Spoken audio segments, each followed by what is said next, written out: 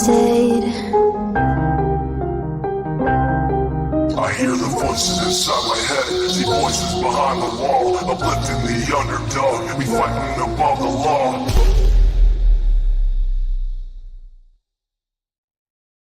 Deep diving into these cases is like dancing with the devil. But when you dance with the devil doesn't change. He changes you.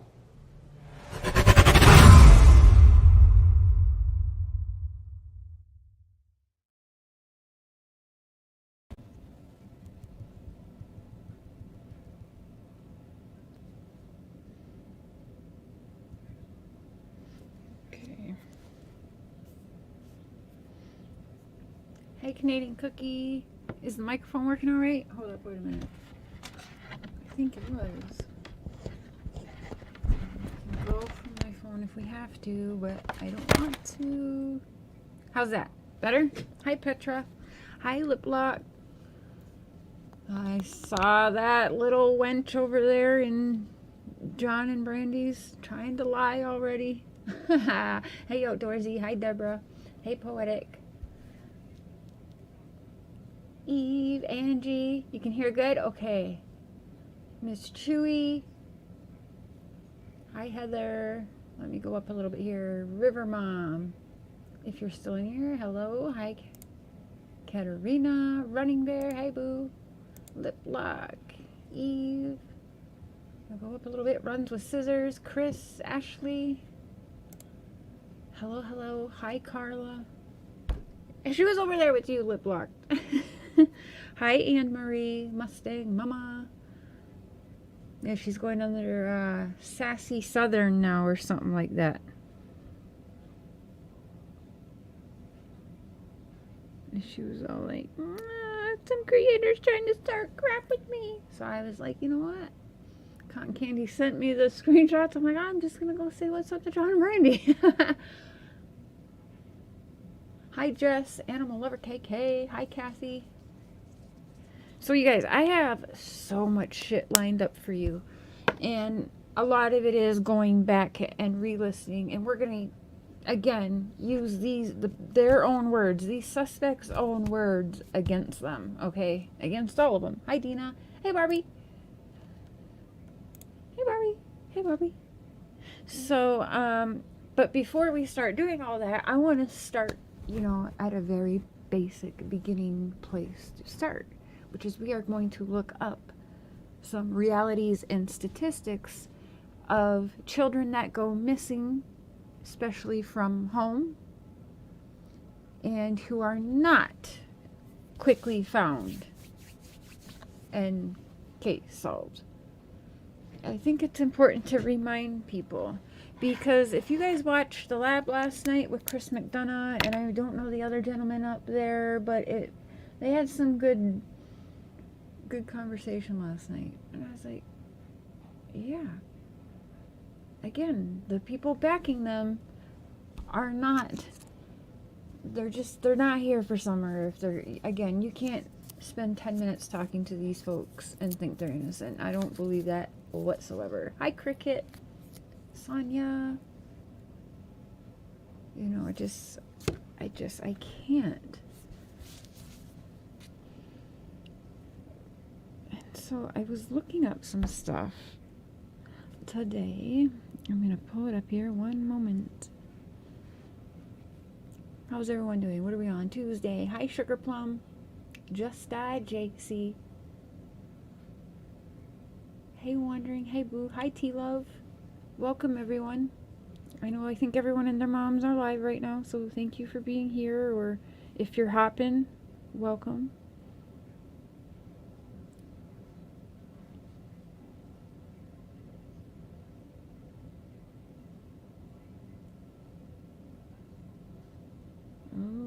Okay. Interesting. All right.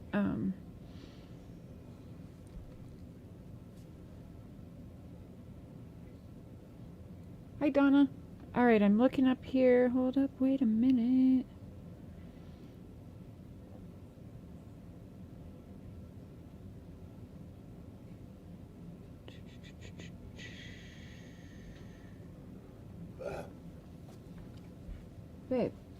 own wife.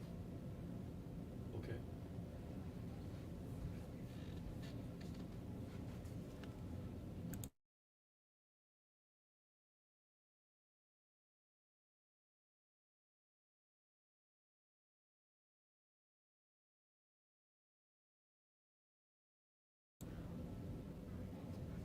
Hi, would you be Lee? I can't read. Now the chat just fucking jumped. Butterfly kisses. Hey, hey, hey. Alright, let's see if I can pull it up on here. I was at a couple different links I wanted to share. Darn it. Okay, hold on. I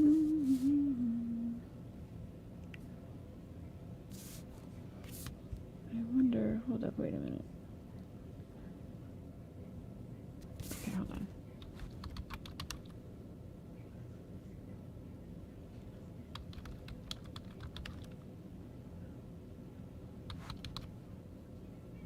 Okay. Alright, hold on one second.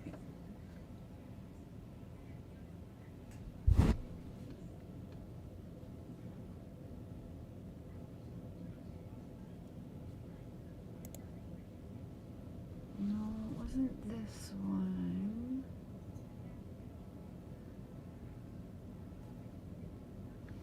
Okay, it wasn't this one. Hold on. Hi, Lily. Hi, Megan.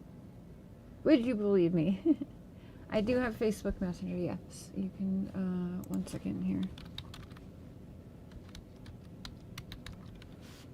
There you go. Okay. Just you bear with me here. I'm finding.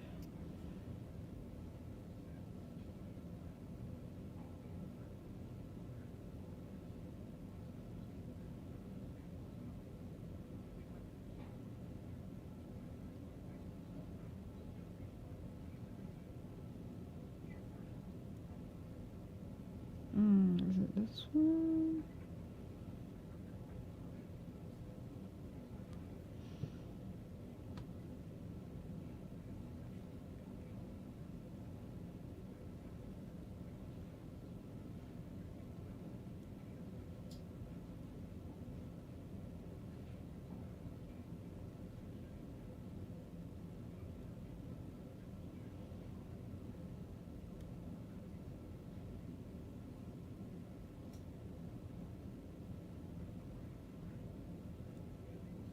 Okay.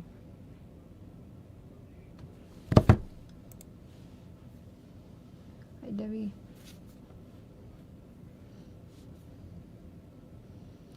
Let me see here. I know I'm pretty sure, didn't I save the link for that one?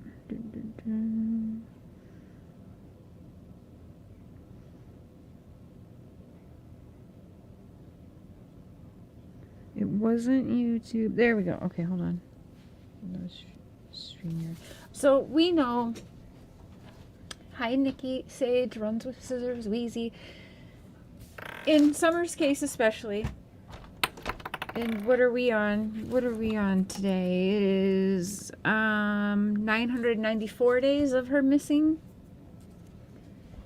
And as most of us with at least half a brain know that whoever took Summer or whatever happened to Summer, I do not believe is going to be a total stranger. Okay? I don't know how you guys feel. How's the sound? But again, with the area they live in, it's a dead end, up on a hill, all of the stars being aligned of Candace sending Summer into the basement. Clearly, whoever took her must have already been there, or they walked up somehow with supposedly, allegedly, people outside, and nobody heard anyone walking. You've got Don, who, you know, one of the last lives he did with me said the kidnapper didn't have a cell phone on them so that it wouldn't ping to any towers. And it's like, well, how would you even know that, Don? Like, that's a weird thing to say, unless you're just assuming. But he said it like he knew, and as a statement. If you don't if I'm remembering correctly. I don't know if you guys remember. Hi, Kathy. Star, good to see you. Hi, Kristen. And so, again, that got me into reading the statistics when kids go missing and they aren't brought home, you know, in a decent amount of time. The statistics and realities of how it more than likely, and like over half of the missing kids, it ends up being a family member or someone well known to the child, right? Over half. And then it kind of goes up a little bit higher. Let me find the link. The longer that the child remains missing, and we're going on 3 years. Hi, Patty Ponytail. It's like they insult our intelligence by sticking to the stupid timeline. Yeah. And we're going to continue on with the Tim Mullen and everything and all these suspects, but I want to do this tonight just to remind and refresh people's memories. That way when we continue on, we kind of have that fresh in our memories. And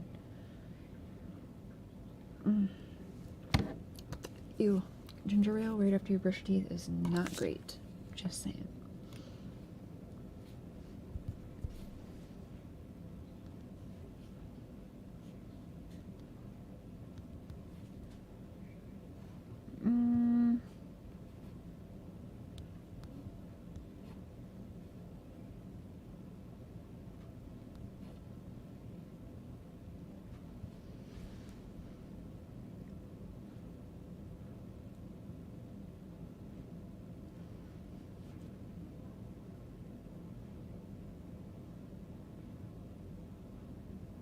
So now this is from 2020. This one here I pull up says about 58% of all missing children or young people involve females, and unfortunately, where is that one where it specifically said the percentage of men taking the females, the percentage. Actually, didn't I share?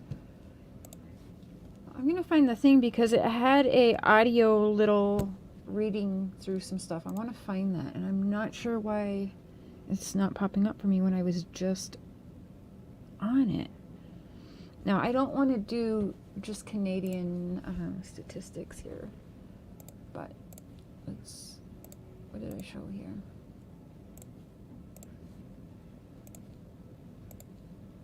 There we go. Okay, so Deep diving into these cases is like, no. How are we on Mark's channel now? Hold up, wait a minute. There I am. Okay. There's my hubby. Make sure you're subscribed. And we're gonna go to my channel, and we're gonna go to community, or did I take that down? No, it's right here. Okay, hold on. So family members are involved in nearly half of child trafficking cases. Now, for me, I do believe trafficking is a very huge possibility in Summer's case. Okay.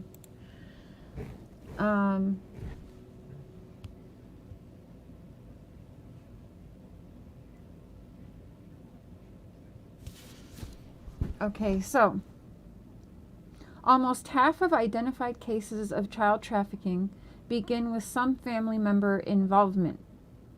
According to newly released data from multiple organizations that have been analyzed together for the first time, these statistics are based on data released through the Counter Trafficking Data Collaborative, the CTDC, the world's first data portal to include human trafficking case data contributed by multiple agencies. The extent of family involvement in the trafficking of children is up to 4 times higher than in cases of adult trafficking, showing an urgent need for enhanced counter-trafficking efforts, specifically targeting children and their families. Damn, right?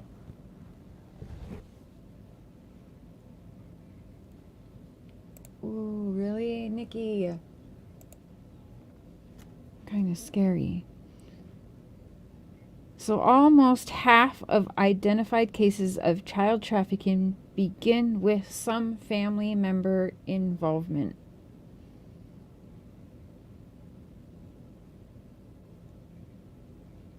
The extent of family involvement in trafficking of children is up to 4 times higher. So then down here it says recruitment into trafficking, family or relative, 41%. Intimate partner, 14%. Friends, 11%. Other, 34%. Now, an other in Summer's case could be that church, the bread lady, the sandman, the flute man, and all of the above could be the other. So 34, and then family or relative at 41.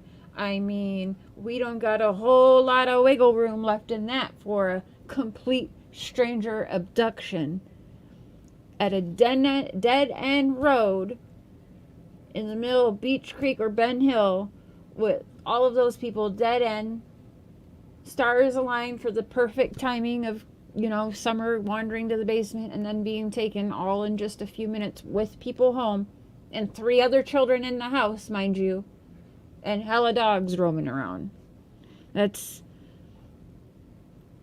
how likely do we think that is? And again, we have to remember, especially in Summer's case. Hey, Trev, good to see you. In Summer's case, especially, we've heard law say that, you know, they're not going to take that off of the table, but that there is 0 evidence of an abduction at all. Right? Now, I did hear, I think, that Chris McDonough basically said exactly how like, I think, not, he doesn't agree with me, but it's his thoughts too, but we actually agree on something, and it's that,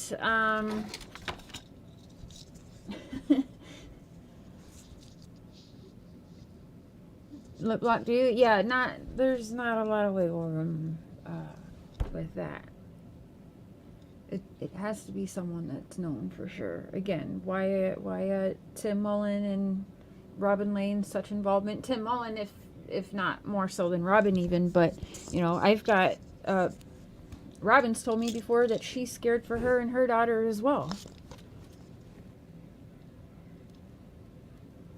Other would also be not just family relative, but in the other at 34%, you could say just a local, right? Other neighbor or any local that may have seen or known about the Wells, right?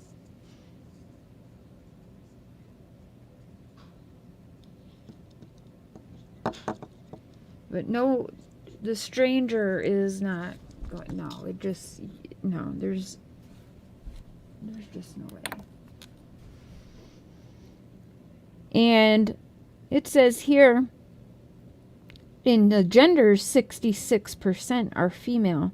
Exploitation type, 31% are trafficked for forced labor, 58% trafficked for sexual exploitation. Now, this is a 5-year-old girl. We know what Don's confessed to, all right? So it does worry me if that's what he's willing to come online and say out loud and confess to. What the hell does he keep to himself? You know what I'm saying? If that's what he's willing to put out for people. So a 5-year-old girl is definitely not getting taken for labor purposes, right? Where we can already, if we're going to keep things real, we know it's sexual purposes.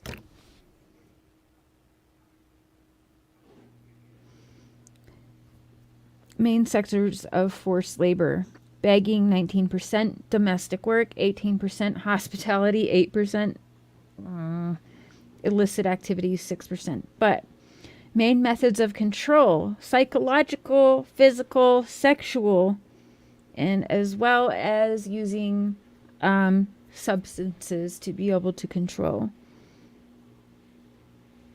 So it says 51% would be controlled Profile of trafficked children where family played a role. Now, it's hard to see this here, right? I can't enlarge this at all. Hold on. Can I?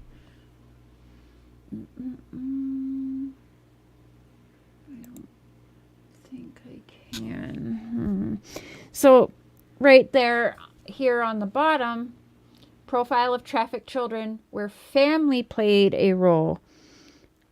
51% controlled through psychological abuse, 33% controlled through physical abuse, 19% controlled through sexual abuse, 72% are female. Oh, shoot, I can't read what this part here. So 68% are trafficked for forced labor, are trafficked for, and 36% trafficked for sexual exploitation. Now, oh, I know where I have this. Hold on. I saved it to my files because I knew I'd be smart about it.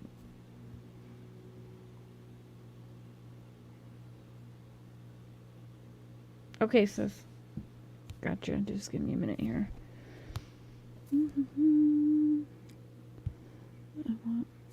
So it should be in my files, right? Yes, documents. I think that, yep, March 5th. Here we go. All right. I'm going to open it up here. So,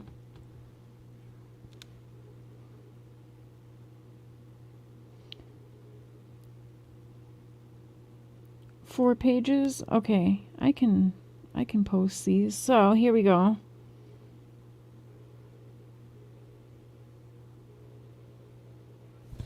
Yeah, I am going to post this. 1 second. That way you guys can see it at least, a little. Okay, hold on.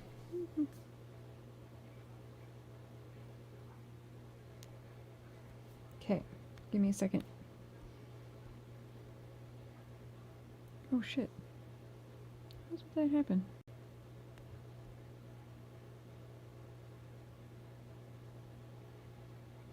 Okay, that was fucking weird.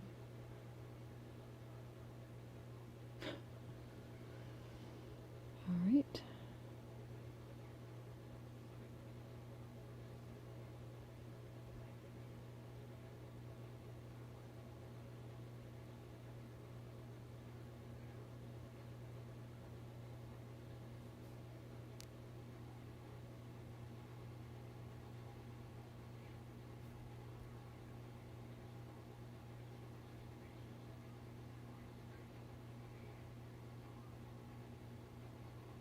Okay.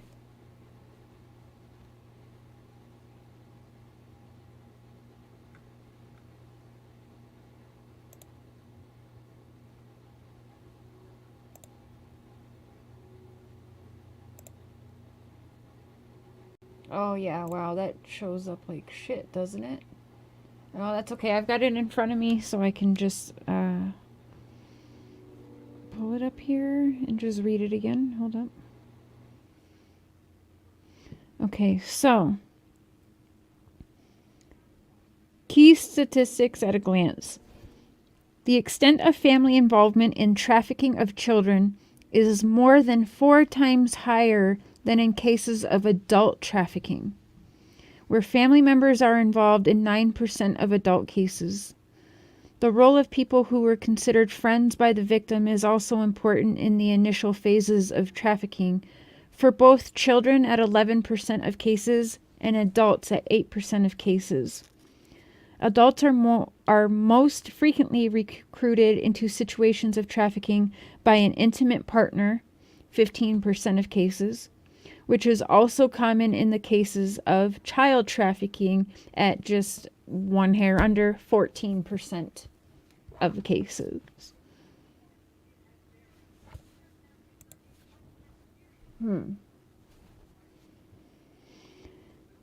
Number 2, the role of victims, intimate partners in the initial phases of trafficking is strongly linked to trafficking for the purposes of forced sexual exploitation, with intimate partners being involved in 91% of these cases. This relationship holds true for children, where 98% of children that have been recruited into trafficking by their intimate partners end up in their intimate partners. What? How can a child have an intimate partner? End up in situations of forced sexual exploitation. Nearly all of them are girls at 96%.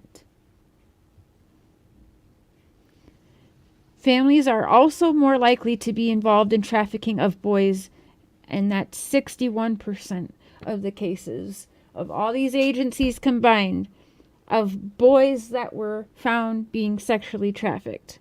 It's 61% there's been a family member involved. Disgusting.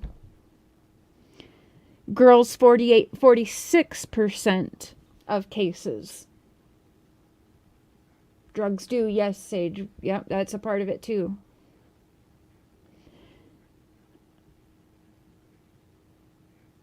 Families are also more likely to be involved in trafficking of boys, 61% of cases, than girls, 46% of cases. Child trafficking cases that begin with family member involvement are less likely to be cases of trafficking for the purpose of sexual exploitation. 36% are sexual exploitation cases, compared with other cases of child trafficking where the initial stages of trafficking do not involve a family member, but 84% sexual exploitation cases. More than half of children, more than half of children at 54% are trafficked for sexual exploitation, while only a third are trafficked for forced labor. Children who are victims of labor exploitation are most commonly forced to beg, 19% of child trafficking cases. Undertake domestic work, 18% of child trafficking cases. Or work in the hospitality sector, which is 8% of child trafficking cases. Boys are more likely to be forced into the begging or peddling, while girls are most commonly trafficked into domestic work and, to lesser extent, begging. In contrast, adults are more frequently trafficked to work in construction and agriculture sectors. Damn.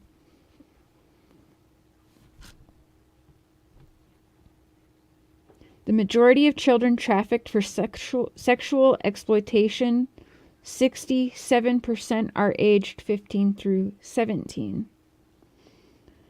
During the trafficking process, children are more likely to report being coerced through physical, sexual, or psychological abuse, while adults more likely to be unable to walk away from situations due to debt and having their earnings confiscated. Adults are more likely to be deceived into situations of trafficking through false promises. Now, the more sides like that, we can wonder, we still don't know what happened to Rose, right?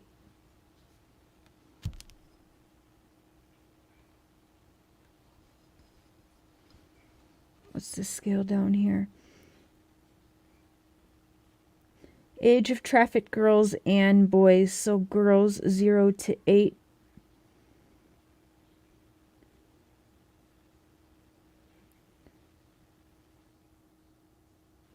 So that's about, I'd say that's probably around 15%, that scale. 9 to 11. 12 to 14. You get into the 40%. Now boys have a higher, from 0 to 8, they're at damn near 30%. That's interesting.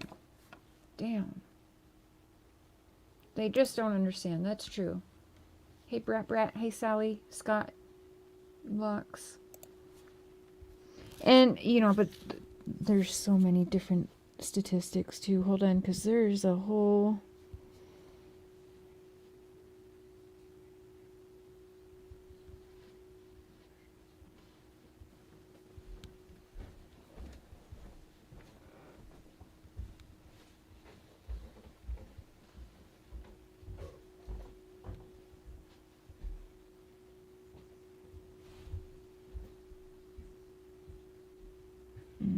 It's too old for me. 2002 is a little too old for me. Hold on. Yep, and I don't want to just go because the Canada one's definitely way different.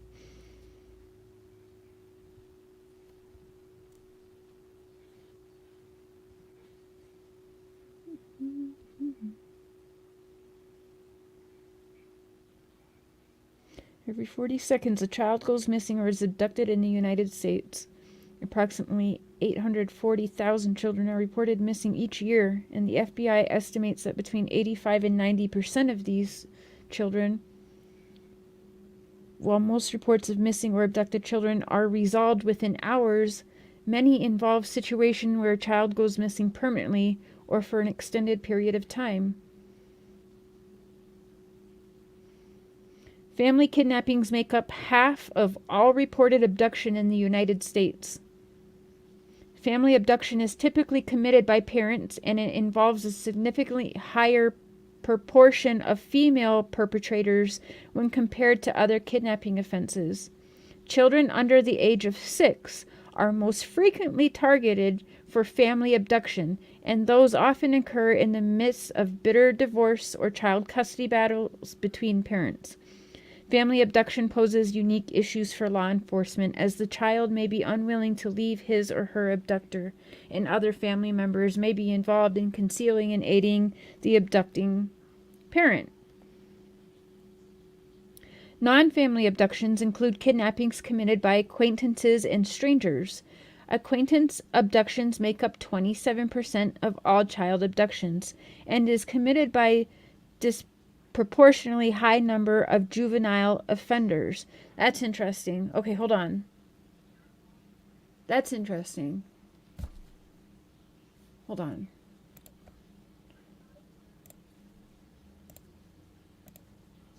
Let me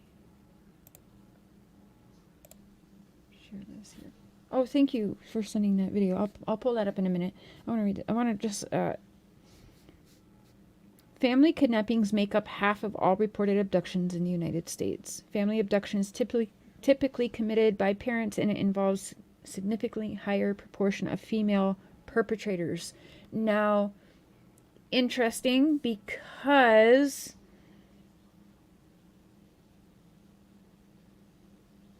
now the last page we read, under 6, and more than likely a female. Now, Don has, I don't know if he's fucking with us, but he has mentioned on several occasions the abductor in Summer's case being a female. It's like she came up here in her car, grabbed her real quick, and she drove off real quick, or whatever, right? He mentioned it being a she a few times. Do you guys remember that? Now, I did spend this afternoon listening back to old stuff, and I'm taking notes with timestamps so that we can, again, we're going to hear from their own mouths again. But he said that. Like, I know for certain he said that, because he said it to me 100 times. Squirrely girl, hi Xena. So that's interesting that he would say. You remember that too, Michelle? Do you guys, anyone else in chat remember that? So yeah, it is interesting.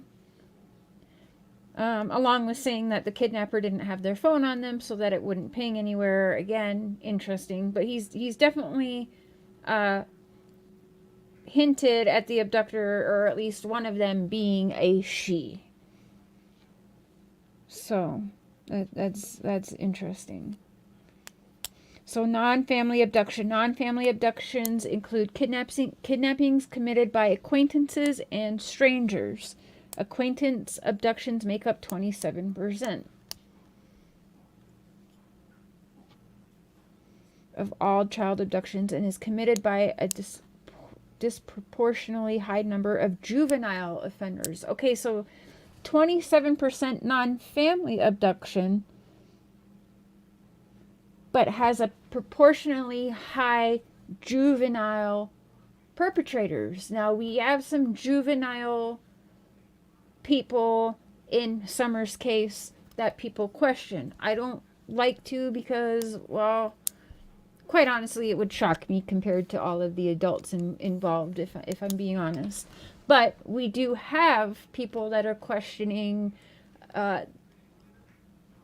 Andy's son, and there's people that question Hunter, and there's even people that question Summer's brothers, which I think is absolutely ridiculous. But, you know, in reading this, again, this is from a bunch of different agencies putting their data together for these statistics. But again, you know, statistics can definitely be fudged with. If we're going to keep things all the way reals. So disproportionately high number of juvenile offenders. Acquaintance abductions also have the highest number of female and teenage victims, and it's often associated with other crimes such as sexual and physical assault. Abductions committed by strangers typically occur in outdoor locations. Stranger abduction is most likely to involve a firearm when compared to the other types of abduction is associated with sexual assault in female victims and robbery with male victims. And then runaway. Well, I do not believe, children who run away and become homeless is a serious and pervasive issue. 1 in 7 children between the ages of 10 and 18 will run away from home, and young people between the ages of 12 and 17 are at greater risk to become homeless than adults. 75% of runaways are female, and between 6 and 22% of homeless girls are pregnant between 20, and 40% of young people who run away from identify as part of the LGBTQ community. So we're not seeing a 5-year-old Summer Wells run away from home. Even I wasn't trying to run away from my mom and grandpa at 5 years old. As bad as it was. At 5 years old, you're not comprehending running away from home like that.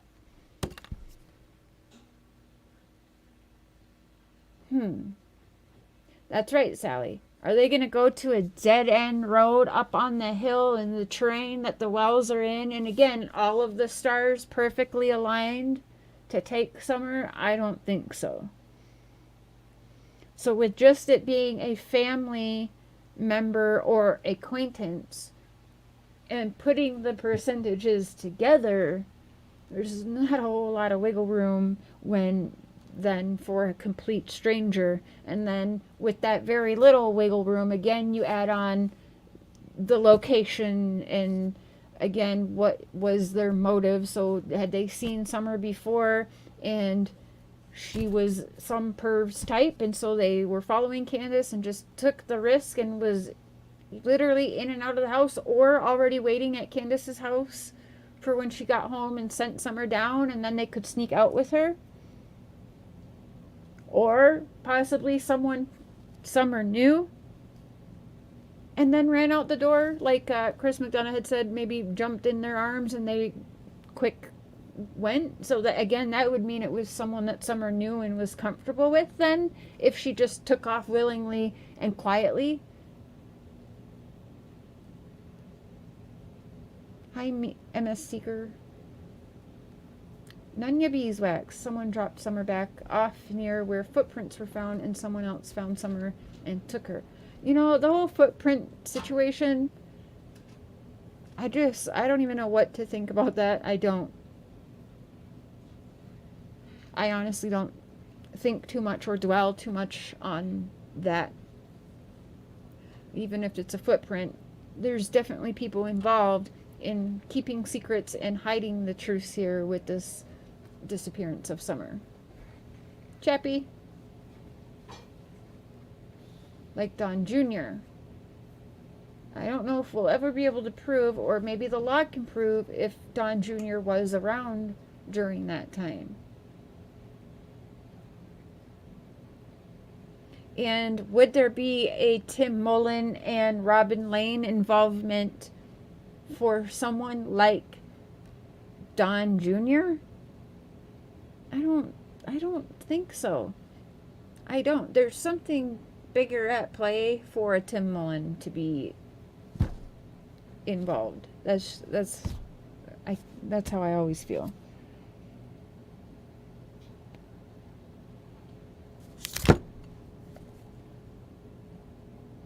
Sonia.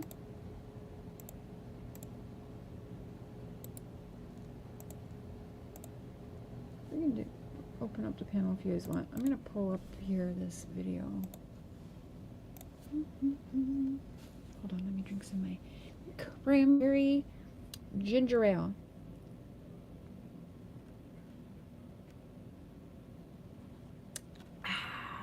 It is good.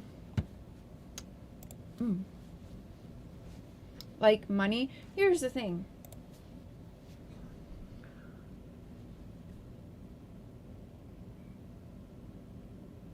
How much would they get? And I've actually read stories where people do sell their child for $100 or $200 or even $20 just because they want to get high so bad.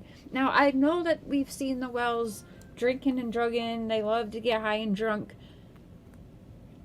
I don't know. I feel like they would need a whole lot more than like $20 or $100 to risk prison time over their kid. Unless someone just didn't give them much of a choice, because I guess there was a guy who Don owed money and he went there and he held on to Summer's hand until he got the money, which is fucking weird. And apparently he went there with guns, and Don had Summer with him, and the guy followed Don back to the house. And I guess as they were walking in the house, you guys heard this too?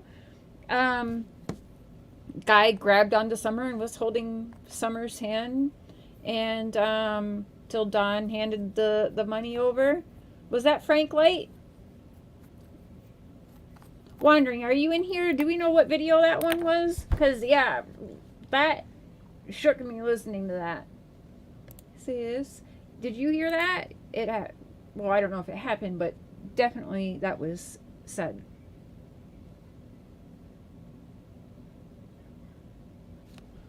Yeah, Oh, yeah, okay, yeah, sis. I wish you were able to throw wrenches out too, right? Is she in there?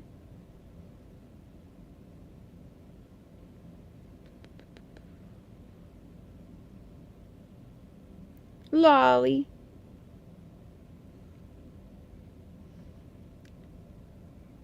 Wait, sis. Stanger? Is Stanger? Yes. Hi, Sunshine. Wild Bill. Yes. Okay. Sonia Stanger.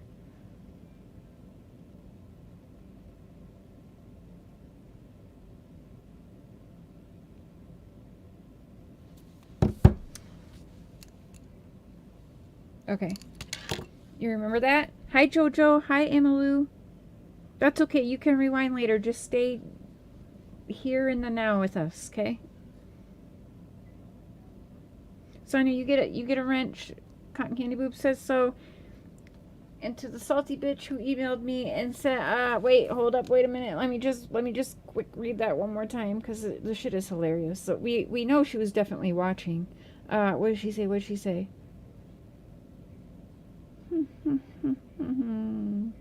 Aren't people funny, sis? They're so much funny. Did I not send you it? I sent you it. Yeah, it's right here. Bitch decides to email me today. So do you really let that cottonmouth tit run your channel? Why are you emailing me, first of all? But yes, she does. yes, she does. Got a problem with that? Oh, honey, you just need to know what a real friend is like. Someone who cares and loves and supports you and is like a sister. You poor thing. Poor hater. Okay, anyways, back to the topic. It's too much attention. Too much attention!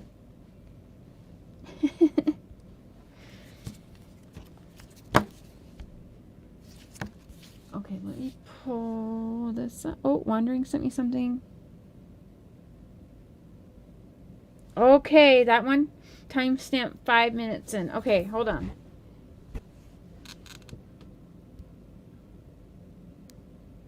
Today is Thursday, January 18th, 2024. This is Carrie I Moody. truly appreciate you being here. So last night, Ziggy came through with another great interview. This time with the ex-wife of Billy Shipley. Now, if you've been following the Summer Wells case, then you've probably heard Billy's name brought up a few times.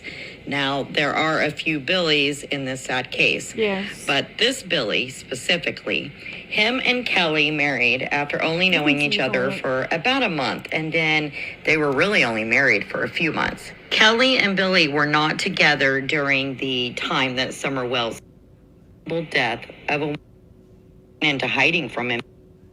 Hey, this is something else. Shanna says, can you ask how Don and Wild Bill connected with work?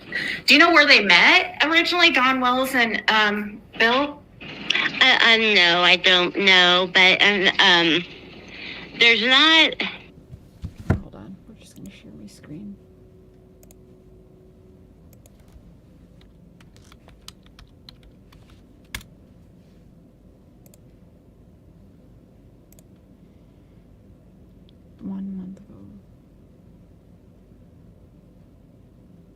What if Summer faced the unthinkable? Oh, she just got a video out 2 hours ago too. Okay, make sure you guys are, I'm subbed to her. Yeah, I'm subscribed. Carrie Moody. Let's find that. Let me share my screen. And I'm going to show, there's another video with these statistics that I want to show you as well. Frank. Welcome. Good to see you. I hope you're feeling better. How are you feeling? Okay, so what was it called? What if Summer Wells faced the unthinkable?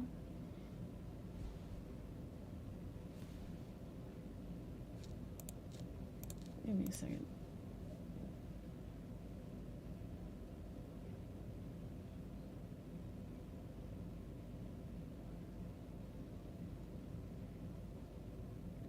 Okay, she's got a lot of videos I somehow missed. Okay, this is why I like to go back, because... Here we go. Alright, I found it. We found it. And we're back with March Sadness. And the team is looking down the barrel of a 4:55 meeting. Good morning. Welcome back to Carrie Moody. Today is Thursday, January 18th, 2024. I truly appreciate you being here. So last night, Ziggy came through with another great interview. 5 minutes. This time with the ex-wife of Billy Shipley.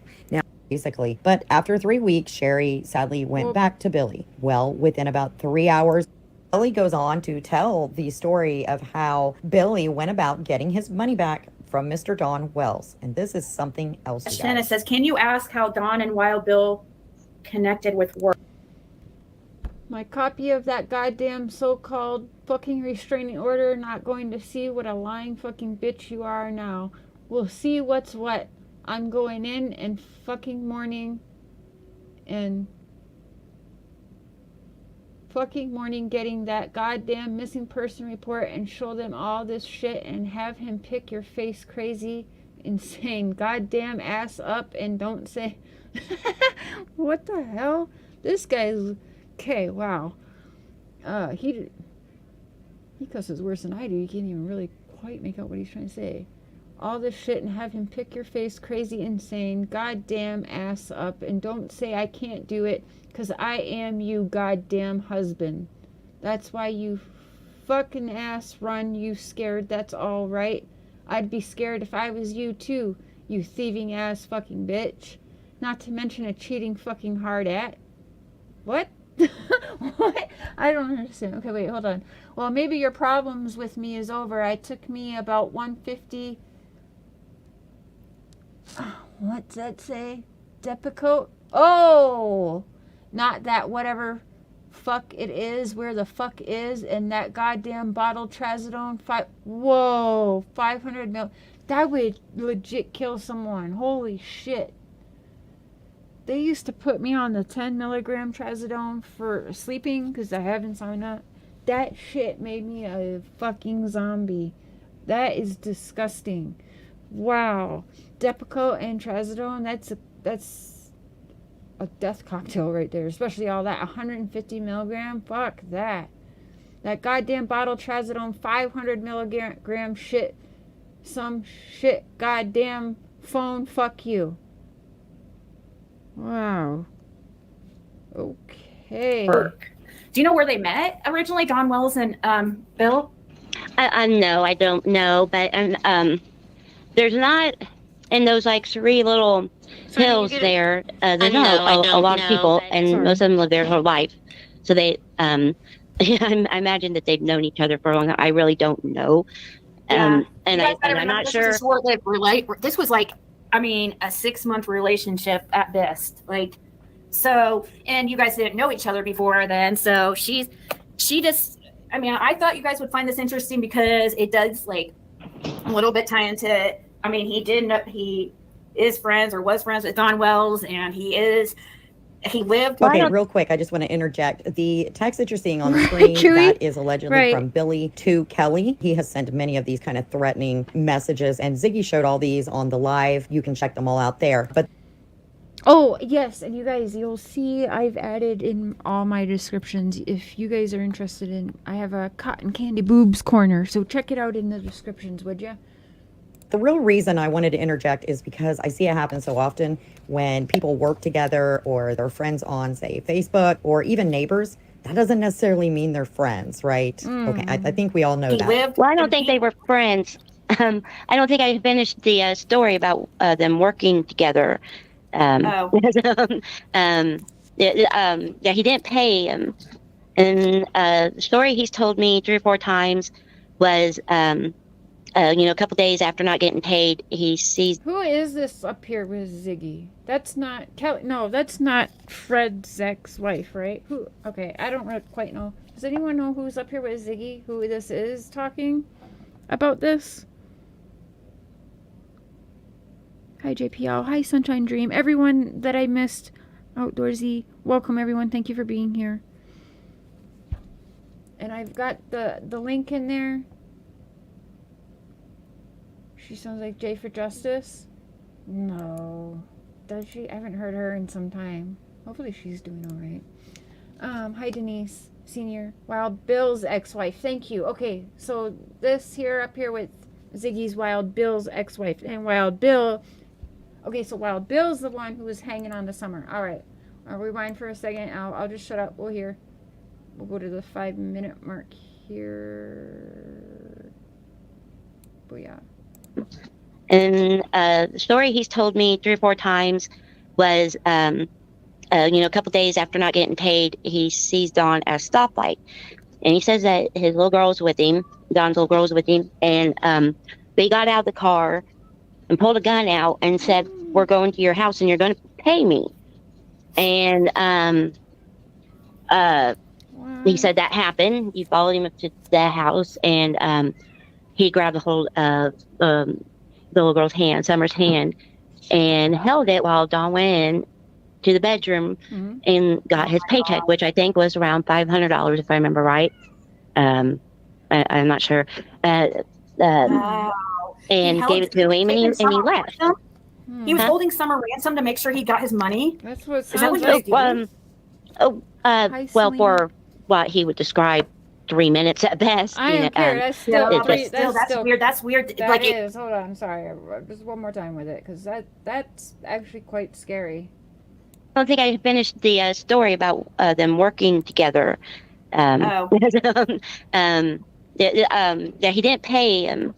And the story he's told me 3 or 4 times was, here still? A couple days after not getting paid, he sees Don at a stoplight. And he says that his little girl was with him, Don's little girl was with him, and they got out of the car and pulled a gun out and said, "We're going to your house and you're going to pay me." And he said that happened. He followed him up to the house, and he grabbed a hold of the little girl's hand, Summer's hand, and held it while Don went in to the bedroom and got his paycheck, which I think was around $500, if I remember right. Wow, so for I'm not sure. $500. Wow. And held- gave it to him, and So you owed what? $500? So he was willing to hold on to Summer's hand like a low-key hostage situation. I mean, it's for sure making a statement to Don, right? Because that's my kid. I'm like, oh hell no, like, no, that's a statement for fucking sure, and that's a statement over $500. That is not a lot of money to be getting a little 5-year-old girl involved with guns and the holding of her hand till you get the money and shit. I don't know, JPL. The night before party, I know that... Again, you guys know, I already think something happened before the 15th, so... he left. He was Huh? holding Summer ransom to make sure he got his money. Is that what he was doing? Well, for Sure caught your what attention he would somewhere? describe 3 minutes at best. You know, Yeah, it but just- still, that's weird. That's weird. Like, it was like he was gonna, I'm gonna make sure you come back with my money. I have your daughter type thing. Yeah. That's what it sounds That's like. exactly what it sounds With like. a gun in his hand? With a gun What? in his He had a hand. gun? that's what he said. Wow. And that's what he got. One of his original charges was for carrying a gun. What? Wow. What do you think he's capable of hurting a child though? Not. Okay, wait, hey, I don't hold think on. he would No, wait, hold on. act- Now wait. This is dude's ex-wife. Now, if anyone asked me, do you think your husband is capable of harming a child? There is no pause. Fuck no. Like, I'm answering that shit before you finish asking. Well, she was like, that was a hot minute, girlfriend. Oh. What do you think he's capable of hurting a child though? Not. I don't think he would actually. I saw him pretty mad. And, Damn. Kelly really seemed to struggle with this question, and I get it. She was very abused, whether Real she big. realizes it Oh, or not. Carrie She truly sounds was. like- But after listening to the Sis, yes, she does sound like Jay. entire live last night and everything that came Why out would you and all the hesitate? text messages, I absolutely 120% believe he is capable of anything, including that of a child. I haven't seen him around children. Yo, she's still struggling much. with that question that Ziggy asked. Damn, Ziggy, you And, stupid. Kelly really seemed Of hurting a child though? And that's what he got. One of his original charges was for carrying a gun. Wow. What do you think he's capable of hurting a child though? Not. I don't think he would actually. I saw him That's pretty crazy. mad. And, Kelly So, really Woody? seemed to struggle with this question, and I'm I going get with it. a She was yes. very abused, whether she realizes it I or mean, he not. was She willing truly to was. But after listening to the entire hold live on last to her night and over everything that $500, came out and that's all the text messages, crazy. I absolutely 120% believe he is capable of anything, including that of a child. I haven't seen him around children Wow. much. Sure does, um, Megan. I think that I would be surprised if he brutally killed a child. Now, is he capable of taking one if he was mad? For vengeance? Money or something? Yeah. That would not surprise me. Yeah. But Right. Because he doesn't sound like he has much empathy, really. Like it doesn't.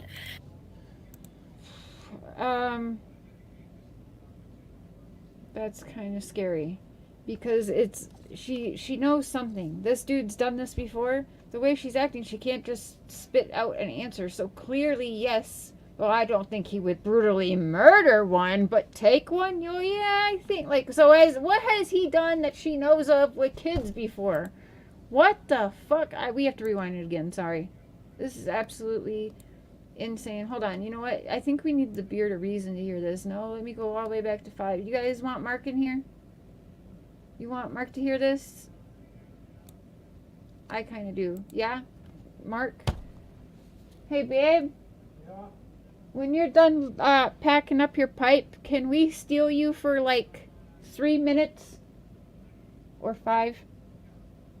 Yeah, let's get the beard a reason. He's packing up his pipe right now, and he'll come over here. Hot damn. All right. We need your take on this. Go ahead and just push play and listen for a couple minutes. It's wild.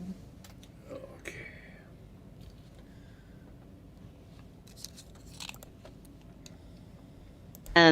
He didn't pay him.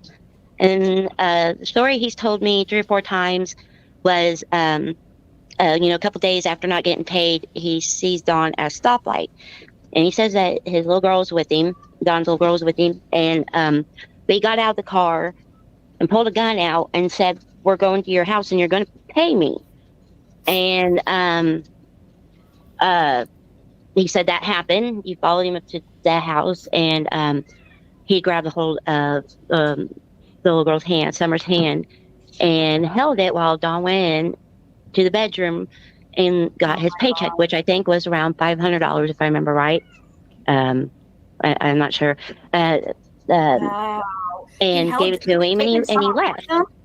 He was Huh? holding Summer ransom to make sure he got his money. Is that what he was doing? Well, for what he would describe 3 minutes at best, Yeah, but still, that's weird. That's weird. Like, it was like he was gonna, I'm gonna make sure you come back with my money. I have your daughter type thing. That's what it sounds like. With a gun in his hand? What? He had a gun? That's what he said. Wow. And What? That is the guy's ex-wife talking about it. Is this? Is she talking about Dudley? Not Dudley. Oh, another guy. The Wild Bill guy. Oh, okay. But yeah, keep going. She says something more fucked up shit. that's what he got. One of his original charges was for carrying a gun. Wow. What do you think he's capable of hurting a child though? Not. I don't think he would actually. I saw him pretty mad. And Kelly really seemed to struggle with this question, and I get it. She was very abused, whether she realizes it or not. She truly was. But after listening to the entire live last night and everything that came out and all the text messages, I absolutely 120% believe he is capable of anything, including that of a child. I haven't seen him around children much. I think that I would be surprised if he brutally killed a child. Now, is he capable of taking one if he was mad, for vengeance? Money or something? Yeah. That would not surprise me. Yeah. But right, because it doesn't sound like he has much empathy, really. It doesn't sound like it bothers him too much to hurt somebody. What do you think about that? That's crazy. I don't know who this Wild Bill guy is. So. I'll show you. Yeah, he's come up a few times. But yeah, that's his ex-wife right there. Yeah, Do they have kids together? I'm not sure. I don't know much about her yet, so. Yeah, that's. Yeesh. But the Wild Bill guy, we do know of. You'll know when you see him. He's come up a lot as a suspect and stuff. And Oh, okay. So Don tried to rip him off, and he apparently got his money back at gunpoint. well, hanging on to Summer. Yeah. How long ago was that? I'm not too sure. I'll have to find that out. Jeez. That's pretty scary. Yeah, do you guys know about how long? So do you believe her? She looks kind of nervous up there. I Yeah. don't know. I believe her. I'd have to see more of her or talk to her or something to get more of a feel, but I don't really see why someone would just make shit up like that. That's with their husband and go public like that talking about it? I mean, some people can say nasty shit about their ex, but Yeah. I mean, that's pretty much, It's you know, just, admitting to him committing a felony. Like, he could get arrested for that. yeah. So, yeah, that's, I don't know. Thank you, baby. Yep. Oh, Barbie, thank you. Second wife, and she is very scared of him. Okay, Queen of Love. Interesting. I want to see more. Wow.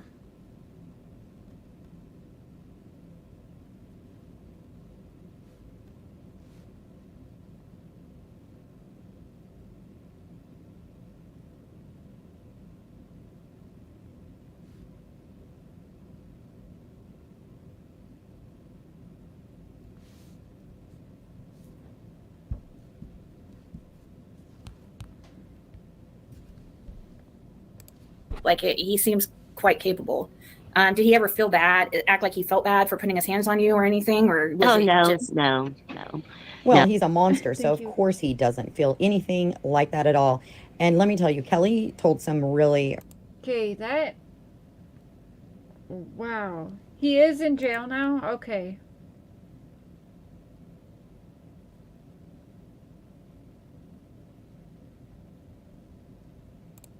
Thank you, Barbie. Who's in jail? Wait, who's moved out? What? Who said... I missed something. Sorry. Holy shnikes. Okay, well that... Yeah, I don't like that at all.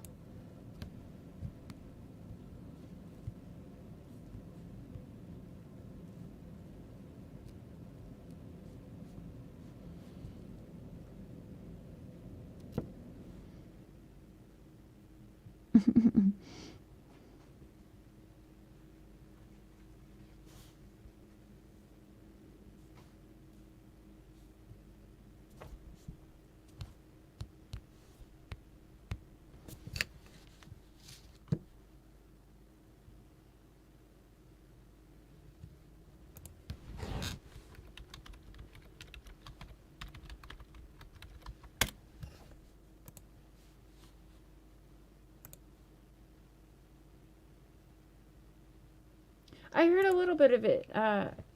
Michelle, we'll have to... Yeah, we'll get there.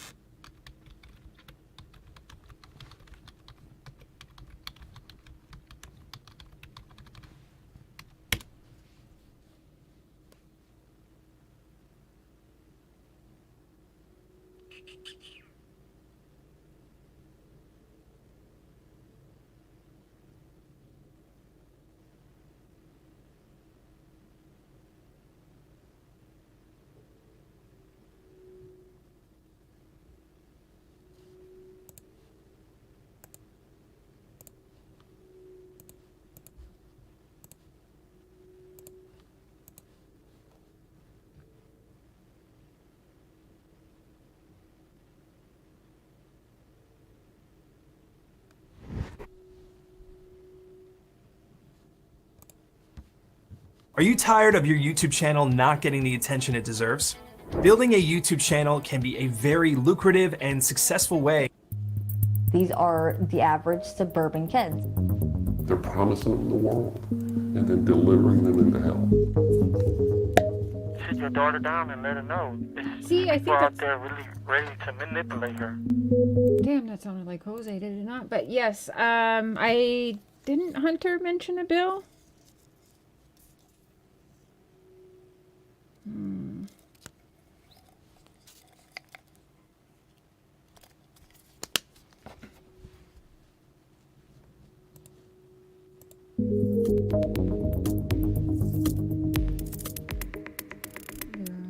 They're moving out of the hill, on the hill. Some would The say guy you're in the only a shed. baby. Yes, Yeah. Zena.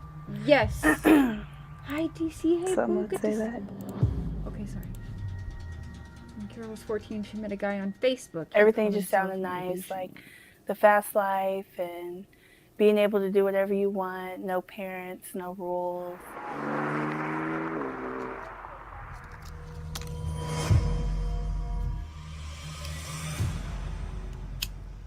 Why motivation? Man, a pimp gave me his name. He said, I'm gonna call you motivation because you dedicated your woman and inspired her to be something that she wasn't. Bring me back, bring me all the dough. I need 5 figures, you know how I go. I need a top-notch choke. So this guy apparently is going to give a warning from jail about what parents should be careful of. Okay. Yes, that's true. And he definitely partied up there. Yes. You know what? All right. We'll get into that. We'll get into that. We'll have some discussions on that. You're right, because, yes, I am remembering some stuff now. I have some text messages about this wild bill. Actually, about a few people. Oh, so interesting. Because when I was asking Dawn about Sean Williams, who he would neither confirm or deny knowing. We talked about some bill. Okay, yes. This makes sense, you guys. I'll get it together, don't worry. The money is addictive, man. It's like a drug, you know? It's a drilling. It's a rush. You got to pay Daddy Will. I'm making rapper money. I'm seeing 100,000 in 6 months. At the end of the day, this just ran like a business. It's like Bastions and Robbins. You got different flavors, you know? Everybody got their different tastes. Everybody... Wow. Just how nonchalantly he's talking about this is quite disturbing. got different type of girls they want.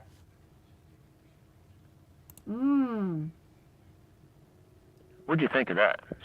That you get out of jail card free. Get out of jail card free. It's easy to beat the system. People beat the system all the time, so I guess he's telling the truth. It was a get out of jail free card.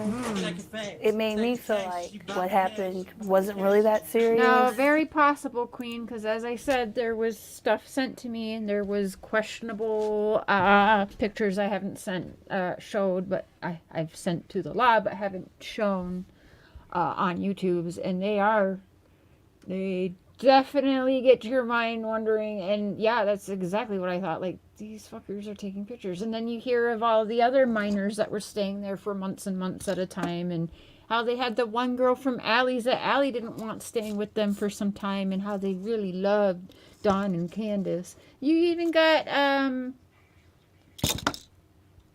hold on a second. Hold up.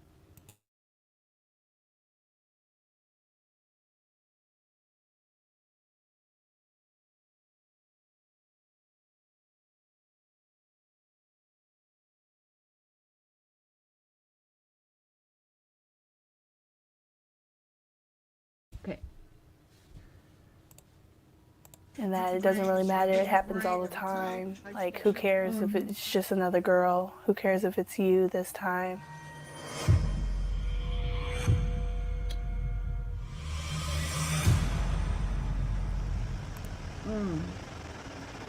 Every day, getting money.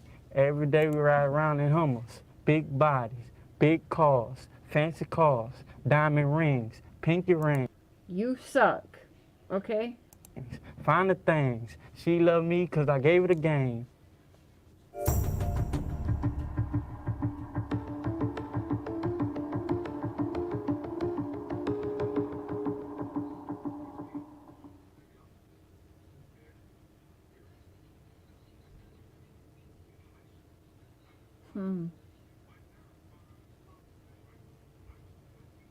What children can be charged with the crime of prostitution in 27 of the states? Unfucking believable. They are victims, yeah.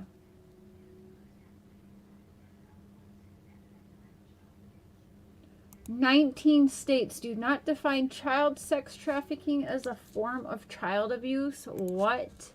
This world. My dream was to play guitar and sing and make music. Okay, that's... wow.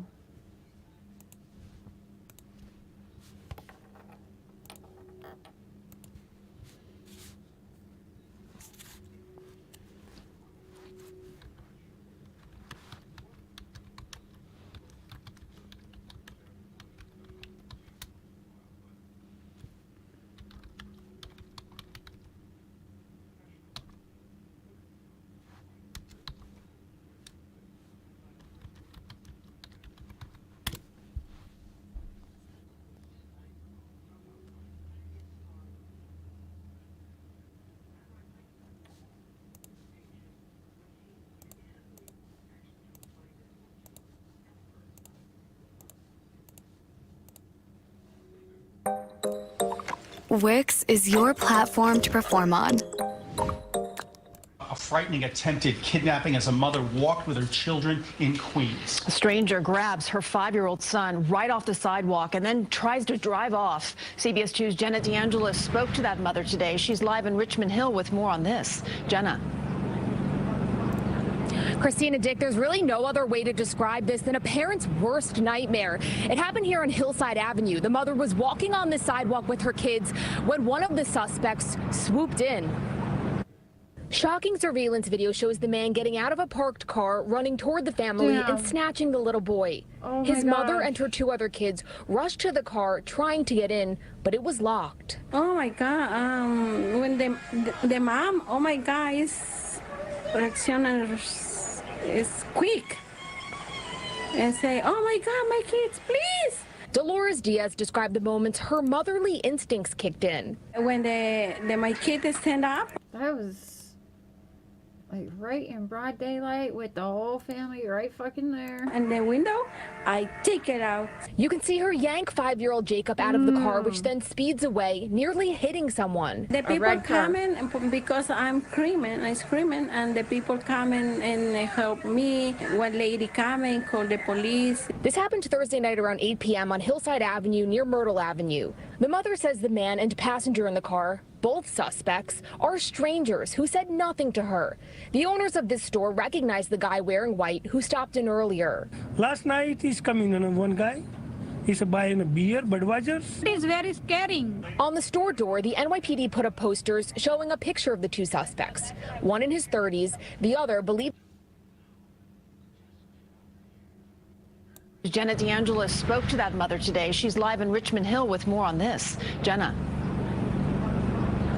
Christina, Dick, there's really no other way to describe this than a parent's worst nightmare. It happened here on Hillside Avenue. The mother was walking on the sidewalk with her kids when one of the suspects swooped in. Shocking surveillance video shows the man getting out of a parked car, running toward the family and snatching the little boy. His mother and her 2 other kids run.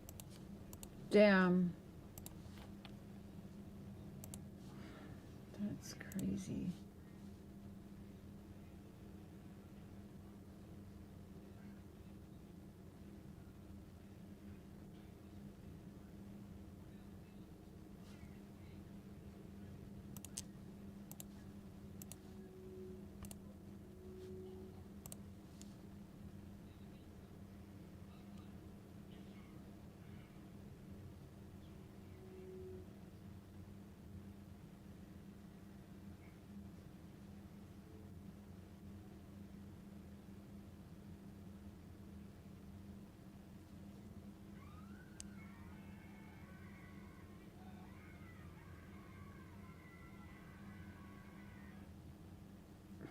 What?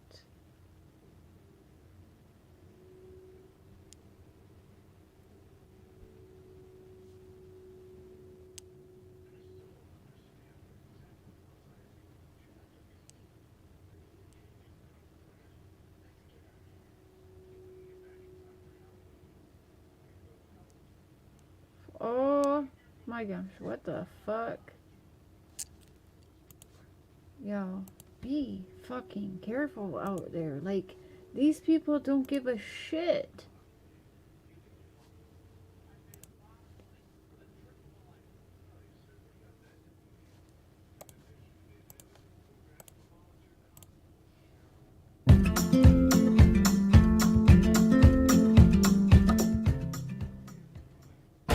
Are there latent systems in your brain that can be activated to produce a mystical experience?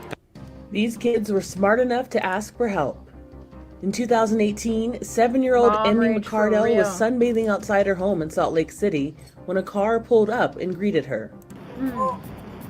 He asked her a suspicious question. Barbie? No. What? Emmy knew just what to do. Emmy McCardell. That sounds like Tim Mullen, doesn't it? Like puppies and horsies. Was sunbathing outside her home in Salt Lake City when a car pulled up and greeted her. He asked her a suspicious question. No. Emmy knew just what to do, yell no and run into her home.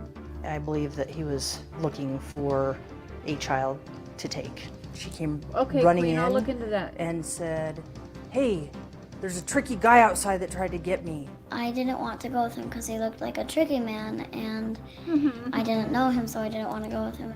A tricky man. 7-year-old Emmy McCardell was sunbathing outside her. Look like a tricky man. I believe that he was looking for a child to take. She came running in and said, "Hey, let me write there's that a tricky guy outside down, that tried to get Queen me." of Love. I didn't want to go with him because he looked like a tricky man, and I didn't know him, so I didn't want to go with him. No. You can hear him ask if she wants a bicycle, and she says no. Michelle says she taught her 2 kids from an early age about stranger danger. Never go with a tricky person because they try and take you to a bad place. I'm so grateful that she knew what to do. In 2021, a Good Samaritan noticed a teen doing this and called 911. I've been following this Toyota Corolla from Madison County. This female on the passenger side, brunette, motioning for help, call 911. She was giving the TikTok signal, the hand gesture, signifying that she needed help. They apparently learned the hand gesture after watching this demonstration. I mean, good. Social media is good for something, you guys. On TikTok of a woman using the signal as her abuser stood in the background. Here's how it works. Place your hand like this, palms out, then tuck your thumb into the center of the palm and cover it with your fingers. It's a way to subtly let others know you're in distress without having to verbalize it. Just all one fluid movement, and it says, I need somebody to check in with me in a safe way. In November of 2022, a little boy sensed danger and went to a local business for help. Sammy Green was walking home from school and was approached by a stranger. I guess she was harassing him on the way home and like, saying that I was just showing the sign. I am perfectly okay, just to make that clear. Okay. she knew his family and she would take him to the Wawa to get some candy and kind of to stick with her. So I know something internally did not feel good to him, and he came right into Danny B. Funky. Sammy was a regular at the gift shop, so an employee named Hannah handled the situation. I mean, he was just so cute, but he walked right in the door, and the woman actually held the door open for him, kind of waiting for him to come back outside or see what he was kind of doing. And he came right around the counter and whispered in Hannah's ear and said, will you pretend to be my mom? Hannah went to talk to the woman, but oh my gosh, these kids are hella smart though. She took off. She locked the door and alerted her boss as to what happened. Sam has been an inspiration. I've been getting messages from other parents and other. That's so scary that it's daytime in every one of these, like, just, ooh, what is this? Sorry, we kind of went off track. This is how we do, right? But like, I'm just curious. What if I told you that instead of setting up a green screen, you can just click a button into script and get this in their mind, Tonight, know a how they mother work, in see shock how they work. after You know she what I says mean? Someone tried to kidnap her Hi, 5-year-old Sarah. son from the comfort of their own Wow, home. right? It happened last night at the family's apartment in Riverview. She tells our Jason Beisel about her quick reaction to rescue her son from the arms There of we a go. stranger. So as we read the statistics earlier, what was it? 27%. That is not family or what, taking a younger child, is a lot of times juveniles themselves, a teenager. So now you got this, what would they say, 17-year-old trying to kidnap a 5-year-old? From the arms of a stranger. Son Teen. from the arms of a stranger. Teen tries to kidnap 5-year-old, you know? Parents were so we've got a couple again. There's a couple teenies, tweens, teens, whatever, you know, in Summer's case, but I honestly never,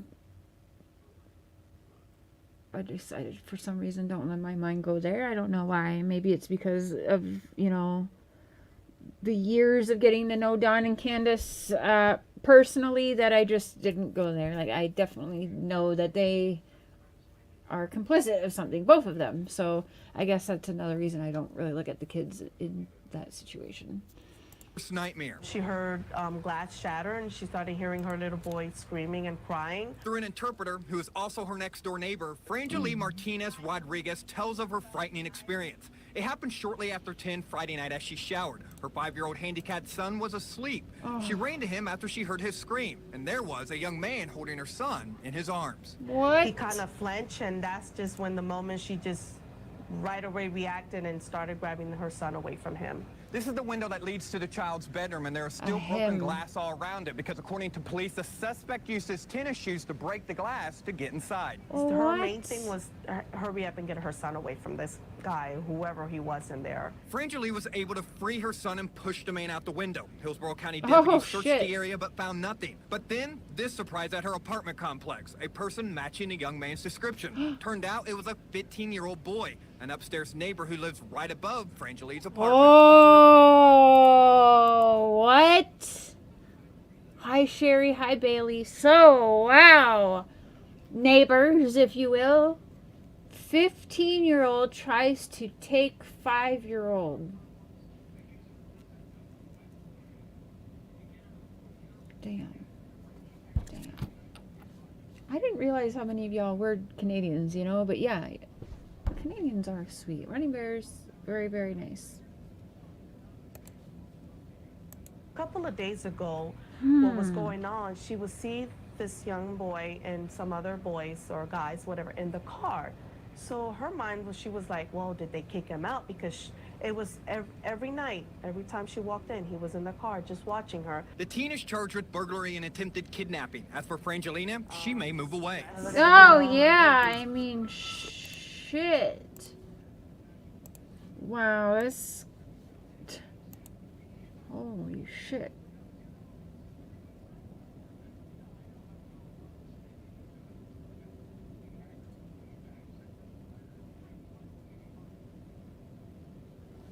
What's this?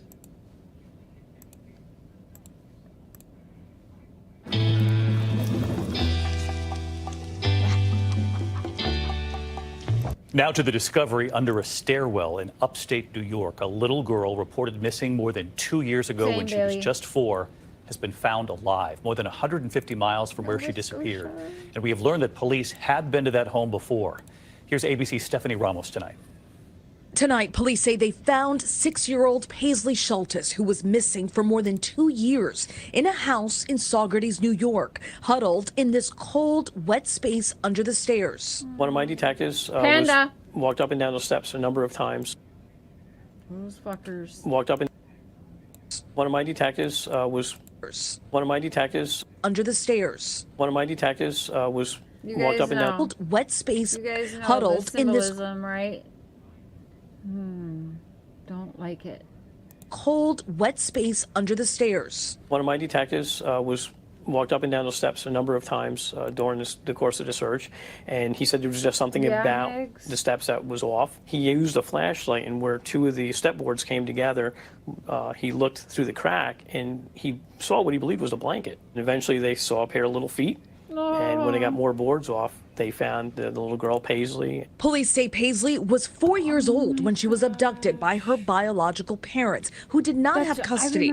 Police had been to the home before looking for Paisley, only to come up empty. But late Monday, a fresh tip. The child was being hidden in a secret location inside the residence. Police searching...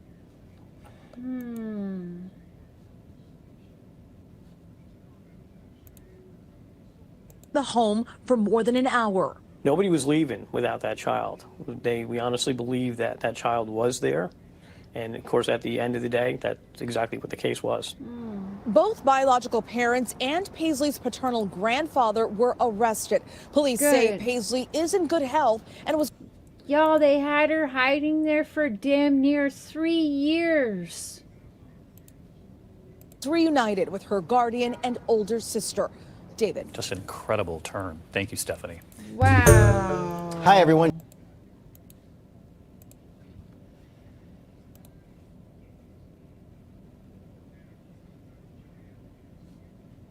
I'm just like going through because now I'm again just. North Carolina News at 11 starts now.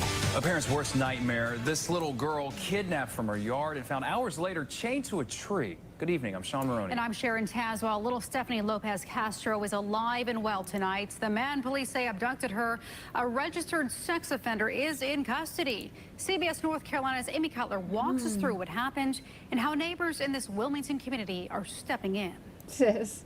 There is certainly a lot of relief for this family and this community here tonight. Stephanie's father, too exhausted to go on camera, tells me that he is incredibly grateful to authorities and to this community for all of their help. Friends and neighbors have been stopping by the Lopez Castro home all night, bringing food and a warm embrace. In this small, tight-knit community, the family is well known and loved. That 6-year-old Stephanie Lopez Castro was kidnapped. Her well-being in jeopardy was heartbreaking. Family members say she was playing outside her home when she went missing. It happened around 5 Wednesday evening. It was the worst day for us yesterday because not even we don't know what's going on with her, if she was doing okay. The sheriff's office and FBI joining with family members, friends, and strangers. What do you guys think? Is it an adult that did this or a teenager again? All of them searching the area for little Stephanie. Then this morning, some 15 hours after she went missing, we learned she'd been found safe. See, that's another thing. A lot of the kids are actually found within hours and returned safely, or even a couple of days within smaller kids. I'd say 10 and under, if I'm not mistaken. They say a canine unit led them to her in a wooded area just a few miles from her home. Summer being gone for damn near 3 years is, again, why the parents are even higher on suspect list and why they have not been cleared. And they didn't care right off the bat. I mean, they were always leaving their home. They were out driving around. She was out doing whatever. They didn't care because they knew Summer wasn't coming home, or she wouldn't have been running off to water parks and running off to California and taking picture with Marvel characters and all of this fuckery. There's no way. Again, there are families that have their kids missing for decades who still live in their same home, will not go on vacations, will not leave, and their bedrooms look exactly the same. As it's like a fucking Twilight Zone when you go in there, like a time machine almost for when the child went missing. I've read so many stories where that's the case. But Dawn and Candace, don't forget, we're also selling Summer shit off immediately after, right? This is true. Telling us she was chained to a tree. When they found her, they say, well, they say, thanks God. Does it leave you concerned for letting your kids play outside around here? Yes. 46-year-old Douglas Edwards accused of kidnapping her. The Wilmington man is a registered sex offender, released from prison back in 2012. Authorities say it doesn't appear Edwards knew the girl, but they wouldn't tell us if she'd been targeted. The New Hanover sheriff getting emotional just talking about it. It's personal when...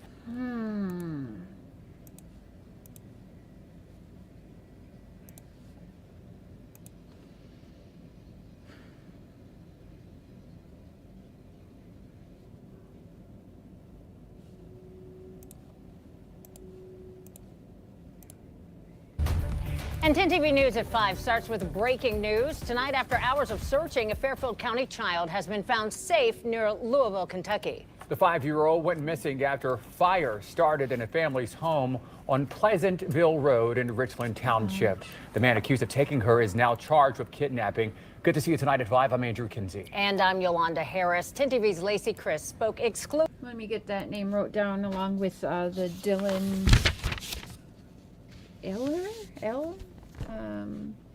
Tia Sharp.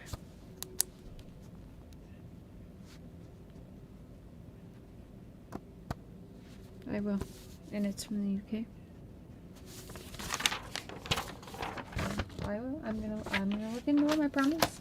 And somebody emailed me too with the thing to look into in Summer's case and asked would I possibly do a live. There was one that wasn't Summer's case as well, and yes, I will. But I have a whole I'm literally planning like 2 weeks of shows at a time. You guys, you're gonna see so much more share. Like for real, I have a whole YouTube calendar now, and I'm ready to clock in, y'all. Cause I don't know. It is maybe time to just I don't know. Can we get louder for summer? You know. And Cotton Candy and I are co-hosting a fundraiser. Let me show right quick. We'll get back to this in a second.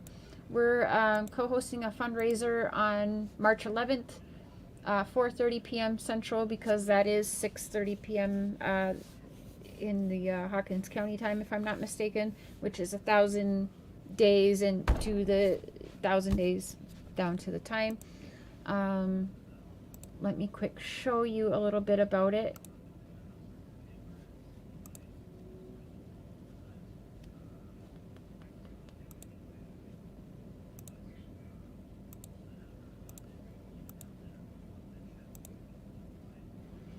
We chose,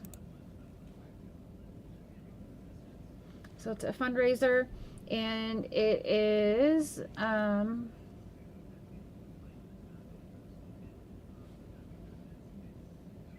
Sheltering Wings, and they are Sheltering Wings provides emergency housing for survivors escaping from any form of domestic abuse. We build stable and independent lives through essential programs offered in supportive and Christ-centered environment. They help with making sure they're set up with housing, being safe, therapy, food, and women and children have to leave these situations as quick as possible. Just, you know, basically escape when you can. And a lot of times that means you can't take nothing with you, but you grab your kids and fucking go. You don't have your toothbrush. You don't have a suitcase full of clothes sometimes. You have nothing. And you don't care. You just care about staying alive and having a roof over your head. So, and if you guys know how it works, it's done through YouTube. Instead of me getting super chats, it goes to the people, YouTube handles it. I do not get any of that money. I don't touch it. YouTube handles it all. It's something that's offered to creators who have, I think, over 10,000 subscribers or something. Not sure exactly how it works, but we use that platform. We're doing it in Summer's name, and I put a goal of $1,000 for 1,000 days. Maybe we can go above. And I started it today, so people can go over. There's a donate direct button as well, and then instead of super chats, you'll see that this is here, and it doesn't, like, I don't get it. It goes directly just to donating however much that you want, if you can, to Sheltering Wings, which I thought was a perfect one. We've fed the animals. We have raised thousands of dollars for multiple different charities. We did one for Make-A-Wish International, feeding the Pets of America. We've done a bunch. I'll go through them again and share, but this is what we're doing March 11th in Summer's beautiful name. And again, donations can start today, and I have it running through to, it'll end at like midnight on the 12th. So the people that have to catch it as replay will have the option to donate if they wish as well. So that's what we're doing. And I think it goes over not just my channel, but it let me tag channels. And so of course I tag Cotton Candy Boobs, because she's always pushing me to do these too. We like to try to do them, you know, once, twice, a couple times a year. We were doing them a lot, but sometimes it's strenuous. People kept calling the Make-A-Wish Foundation because they were saying that I was doing fraudulent fundraisers or whatever, until they figured out that it's through YouTube and I don't handle the money. So nice try there though, people. It quite literally goes through YouTube, and all creators know this to be true. So people who aren't a creator, I guess, don't know how it works, but you can certainly Google it. It's called YouTube Giving, and I mean, it's all right there. But so that's what we will be doing on the 11th, Val and I, and we'll probably have an open panel should people want to join us and Make it a day. What we'll be talking about, who knows? But everything, of course, Summer Wells and Ben Hill, we'll just try to make sure we keep it as classy as we can, since it's for sure focused around summer, and that we're trying to do something really good again in her beautiful name. So, yes, homeless vets with pets. That's what we did. I've seen a couple other channels do it, but I haven't seen it in a while, and I haven't done one in a while because sometimes I get discouraged because no good deed goes unpunished, right? Watch, someone will fuck with this one too, but it's fine because, again, it doesn't go through me at all, so it is what it is. Can't be any more transparent than that. Now, let me quick go back. I wanted to watch that other video. But yes, please, will you please mark that on your calendars? And it starts at 4:30 p.m. Central Time, and we'll run it honestly quite as long as we can go or want to go until people start dropping like flies. Okay.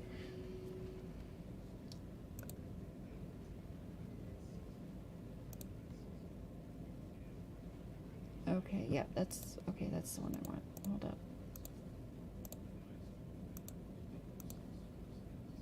Spoke exclusively with the girl's dad. She joined. See you tonight at 5. I'm Andrew Kinsey. And I'm Yolanda Harris. 10 TV's Lacey Chris spoke exclusively with the girl's dad. She joins us now live from the Fairfield County Sheriff's Office. Lacey? Share it out on 10 TV. Sorry, guys. Share it out on all of your platforms. If you have Instagram or TikTok or whatever other platforms there is out there, share that out, because the more people that we can even get new eyes to see Summer and know her name, and you know, even if they don't donate, we get more eyes and people focus, okay, where let's keep this little girl, so if we see her we can call, you know, more eyes, more ears to her name and story is at least helpful.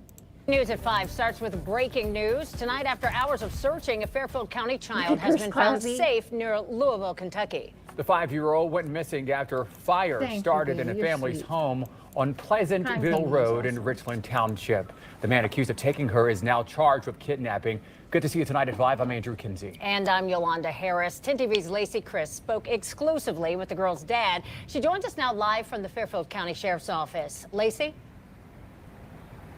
Well, the good news here is that that little girl was found and she is safe. She is okay tonight. Now, I spoke with her dad, and he said he woke up this morning to a fire in the house that happened around 6 o'clock this morning. He tried frantically to get that fire out. He said after firefighters were able to get the fire out, that's when he realized his 5-year-old daughter was missing. Now, he said John Beckman, a friend who had been staying with them, was also missing. The Fairfield County Sheriff's Office started investigating and worked with other law enforcement departments. Kentucky State Police found Beckman around 10 o'clock this morning with the little girl in his vehicle. Now, Beckman was taken into custody, and the little girl was taken to the hospital to be checked out. As you can imagine, her dad is anxiously waiting to get her back. Hug her, grab her, and never let her out of my sight again. This is a unique situation in the fact that typically to have an abduction and a house fire at the same location is highly peculiar. It immediately creates a whole lot of different red flags within your mind when you're starting to look at. Yeah, because, like, was the dad trying to cover something up? Or, like, was dude trying to kill the dad and be able to keep the dad? Like, what the hell? Oh, well, I guess we can listen further. And yes, definitely knowledge. Please do join on the 11th as well. I think I texted you. I texted you. And Tammy Barnes as well. So, but we can fit, I think, up to 10 people up here, sis. So. This, and as we start taking some of the information that we get and parsing it out. And Liplock, I want Liplock to join too. And Beckman has been charged with kidnapping. That little girl should be reunited with her dad later tonight. Okay. Reporting live, Lacey Crisp, 10 TV News. Lacey, thank you. Interesting.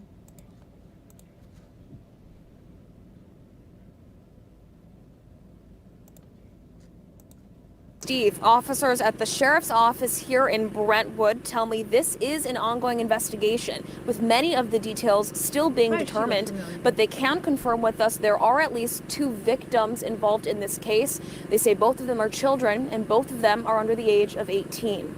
67-year-old John Bird of Newton, New Hampshire was arrested today on more than 50 felony charges of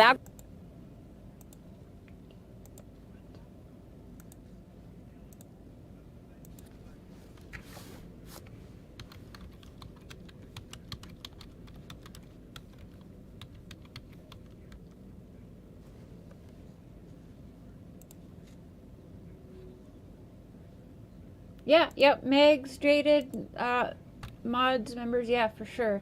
Yeah, Allie, Jaded, Megs, you know, yeah, definitely. Sorry, what was I just doing? Sharing my screen.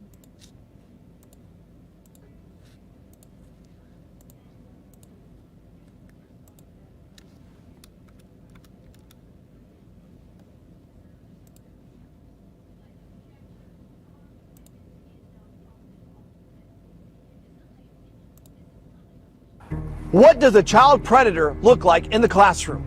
I would say the biggest struggle is accepting the fact that perpetrators look like you and me. Monday, KPRC2 Investigates is working with police experts and psychologists to show you how to better identify the signs. This allows the teacher, the coach, to climb into your kid's bedroom at night. We'll show you the steps being taken right now to better protect your child from these types of crime. Oh, the cell phones. Not helpful.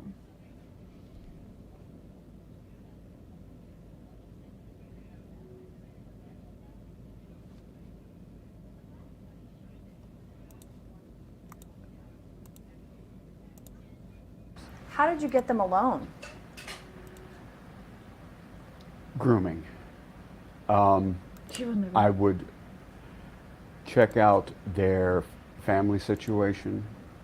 I would check out their clothing to see how well they were, you know, financially. I would check out their social interaction with other kids. That's another. You know, Yo, when we okay, were on yeah, the that's again- ballparks.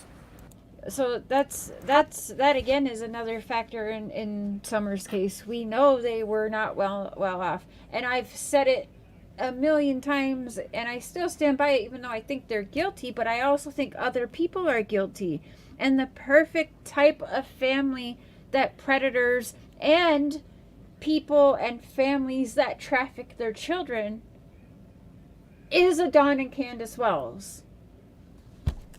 It is. Knowledge, right? It says, like, that's facts. 9 times out of 10, it's going to be poverty-stricken families. Families with multiple kids that are struggling heavily and would do anything for even just a little bit of money. They'd do anything probably just to get high again. Like my mother. My grandmother. Well, my grandma liked to get people high, not necessarily get high, but my mom liked to get high. How did you get them alone? People liked to get my mom high because she had daughters. Grooming. I would check out their family situation. I would check out their clothing to see how well they were, you know, financially. I would check out He's a their monster, right? And he's telling social us. interaction with other kids.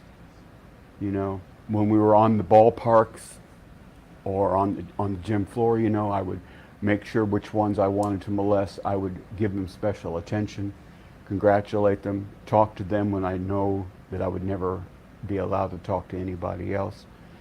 Like, you know, aside from everybody, I would give them. Robin Lane, Summer Wells was the special one. Her special little friend. Special attention that she would get from even the men in that church. But Robin, because we know a lot of these fucks have this sweet, innocent women that girls feel comfortable and safe with, that really are pimping us out to the pimps. Well, not the me, attention but you know what I mean. that an official is not supposed to give anybody. This man is a child molester, multiple child molester. He is a predator. I actually remember this guy. There's a documentary on this guy. I've seen him before. Jack Reynolds. Look him up. He's done documentary. I've watched this guy. And I think he's part of the one. There's like a trailer park somewhere. I want to say Ohio or something. And instead of like putting these people in prison, or when they come out of prison, they basically put all these pedos, and it's like a study that they're doing too, in this one little like community of their own. It's a community of pedophiles is what it is. And yeah, they did a documentary where they're talking about where they think they can be like healed and stuff, and some of them say no, they can't, which is why they don't leave that place. I'm gonna find it. That'd be a good one to go over if we can together on here. But let's listen to this guy again, because this is scary. It's scary, but at the same time, you gotta appreciate him for helping put the awareness out there. Because again, we gotta know how these monsters work and get in their brain to be able to try and stop these fuckers. That's the truth. Scary. Here we go. Grooming. I would check out their family situation. I would check out their clothing to see how well they were, financially. I would check out their social interaction with other kids. When we were on the ballparks or on the gym floor, I would make sure which ones I wanted to molest. I would give them special attention, congratulate them, talk to them when I know that I would never be allowed to talk to anybody else. Aside from everybody, I would give them the attention that an official is not supposed to give anybody, and it made them feel like, wow, he's paying me attention. It is a direct form of grooming. Were there certain characteristics that you looked for in children before molesting them? In children, yes, but more I also looked at their families. If I thought the father was a threat, I would not approach the child. Is Don Wells a threat to have these people? I don't know, because Don owed dude $500 and he didn't seem threatened. If guy has a gun, is Don threatened? So that's kind of interesting.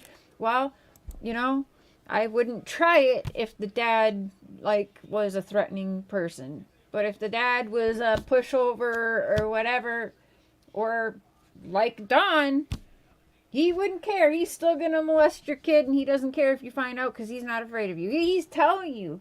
This is a predator telling you how it goes. Interesting. It is a direct form of grooming.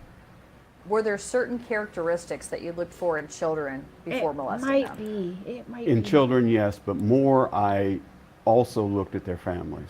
If I thought the father was a threat, is Don Wells a threat, you think? Approach the child.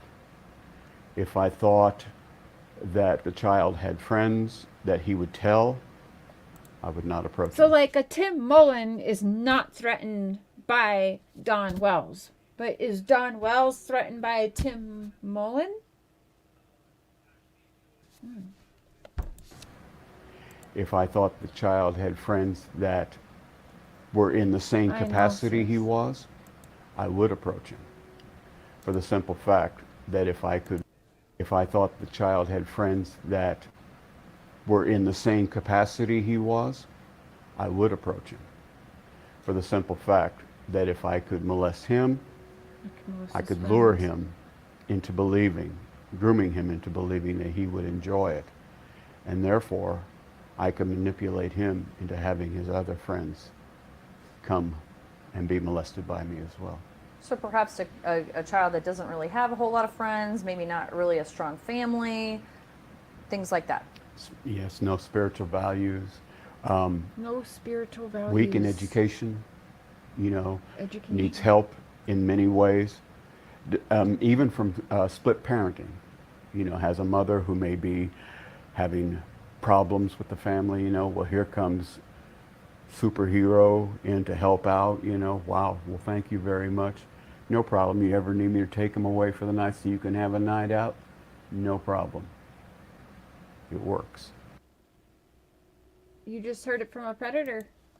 You just heard exactly how that shit works from a dude who's molested multiple children.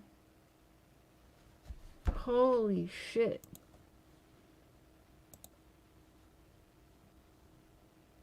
Jack Reynolds. Yeah, I'm going to find that. I think we might get it. What do we got tomorrow? Oh, we're doing a Scott Peterson live because you know they're trying to get him out. You know the Innocence Project, LA Innocence Project is actually backing Scott Peterson. Yeah, so yeah. And then tomorrow evening we're doing a Ben Hill conversation open panel for members. It's all set up, ready to go. So members, be ready for that.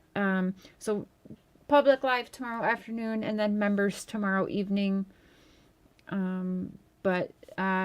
So I think maybe Thursday or Friday, maybe we should go over. Are you guys interested in watching this documentary I'm talking about? I find it interesting. Priest said that too, yeah. Damn. That's pretty scary. Yeah, let's Thursday or Friday, and you know we'll make sure they're trigger warning. But I think that would be interesting as we're basically going through again. There's I've got a couple. I'm going through some interviews and some stuff I've been finding. I've got to go through. This is just part one of a 3-part one. Of all the way back at the beginning of Summer's case of like a roundtable meetings we did. It's super interesting. We're gonna go over some. Like I said, I've got a lot of stuff, and I've got a lot of more notes to take. But I want to go through. I want to do that. Yes, I'll never find it. I'm very interested in the Scott Peterson thing. Okay, well I'll see you guys tomorrow afternoon, 1 p.m. Central. We're gonna have Scott Peterson discussion, and then tomorrow evening, 7 p.m. back on Ben Hill Road. Yeah, tonight I wanted to kind of get in the mind of Predator here and just try and have some things fresh in my mind as we continue going through everything. But thank you, Barbie, for the super chat. I appreciate y'all. And members and mods, I appreciate y'all. Thank you. Why don't you just say it weaker? What? Tim has some purpose. Yeah, he's got a very large hand in this. We gotta figure it out.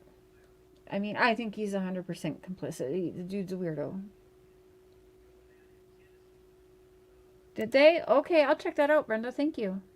So you guys enjoy the rest of your evening. I'll probably see you around these streets still tonight before I fall asleep. I got those 2 names, Dylan and Tia, that I'm also going to look into. But I will see you guys tomorrow afternoon. Much love, y'all. Bye.